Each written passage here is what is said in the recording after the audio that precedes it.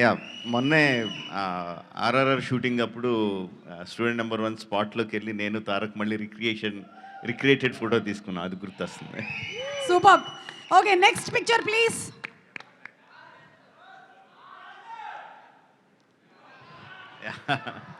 ఈగా my best film.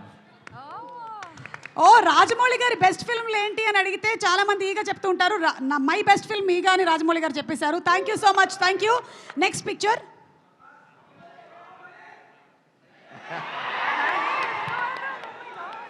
సై సినిమాలోని వేణుమాధవ్ గారి సూపర్ కామెడీ సీన్.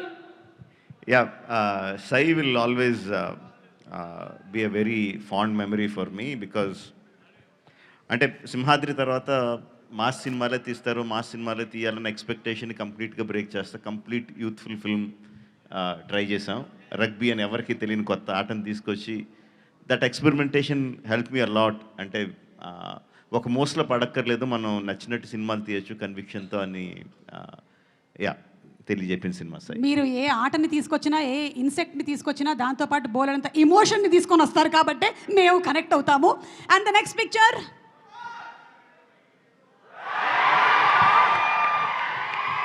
ఏం జరుగుతుంది రాజమౌళి గారు? కొంపతీసి స్టేజ్ మీద ఉండేటువంటి నా గురించి ఏమైనా కామెంట్ చేస్తున్నారా?